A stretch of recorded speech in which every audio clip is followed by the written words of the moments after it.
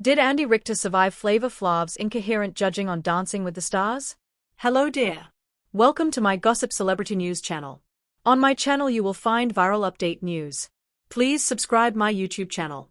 It's a great morning for all kinds of reasons that we'll get to throughout the day, but one of those reasons? Andy Richter managed to survive another week on Dancing with the Stars. Was it because he's a talented dancer? It was not. Has he improved? He has not. But God bless the Dancing with the Stars voters who adore the man enough to keep him in, anyway. When you have a national treasure in your midst, you keep him around as long as you can. And it's not yet come at the expense of a great dancer. However, I do not understand why they make Whitney Levitt sweat every week by putting her among the last three, despite the night's top scores, while assuring the audience that it is not reflective of the actual order. If it's not, then why do that to Levitt?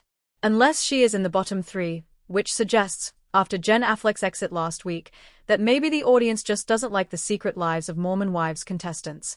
I'm going to let that go for now and instead turn to guest judge Flav. I'm new to Dancing with the Stars and I love Flav, but does this show often have guest judges who have no idea what they are talking about? Flav stuttered and stammered through his judging all night, had to be rushed, was cut off a few times, and scored everyone apparently based on vibes. He gave Whitney Levitt her only 9, along with 3 10s, the same score he gave Andy Richter, a 9, in a sea of 7s.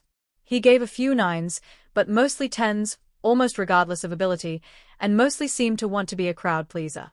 The effusiveness of the judges, save for Carrie and Inaba, can already be a little grating, but Flav had zero critical ability. This is a competition, not a participation contest. It's okay to judge dancers accordingly. Anyway, here was Andy Richter on Rock and Roll Night, clumsily dancing with Emma Slater to the least rock and roll song of the night. While I cannot speak to how the audience is voting at home, there are 3 contestants who are clearly miles ahead of everyone else, and they all had fierce numbers to actual rock songs. To wit, Alix Earle to Bon Jovi's Living on a Prayer. Whitney crushed it to Ozzy's No More Tears. Side note, I'm not sure how this show decides whether to play the original song or a cover. I suspect it has to do with licensing, but they wisely chose not to play a cover of an Ozzy song because no one can replicate that voice. Meanwhile, they had a cover of Bon Jovi's Living on a Prayer, even as John Bon Jovi himself called him to root on Alix Earle. And finally, yes, Robert Irwin put on one of the best 3 performances to the best song of the night, White Stripes. It's also worth noting that all 3 of the night's best performances were from contestants dancing the Paso Doble. Dylan Efron, meanwhile, probably won the most votes from voters at home last night because the man knows when to show his abs. To be fair, if I had those abs, I'd go to the grocery store shirtless. Even in the harshest of Maine winters, Jordan Chili's is an interesting contestant on the show. She's clearly the most acrobatic of all the dancers. She's a freaking Olympic gymnast, but she's more middle of the pack as a dancer. Being a great gymnast does not alone make one a great dancer, it turns out.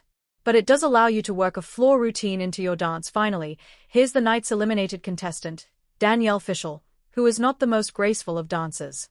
And to the extent that Dancing with the Stars can create small moments of controversy, Judge Carrie and Inaba got some pushback last week for saying to Fishel, "You have to use the space because you are a tiny little woman." She apologized this week for calling her a tiny little woman, but Fishel took no offense, admitting that she is, indeed, a tiny woman. Was she better than Andy Richter? Yes, but not by a huge margin. Her elimination was not undeserving. I do have to append one of the group numbers. The dancers split into teams and danced with the hosts, Alfonso Ribeiro and Julianne Hough. The scores suggested it was closer than it was. It was not. Ribeiro's team absolutely slayed. The whole thing was jaw-dropping. They combined the Carlton dance, the Men in Black dance, and Jordan Chili's backflips, in heels, into one routine. The other team had no chance.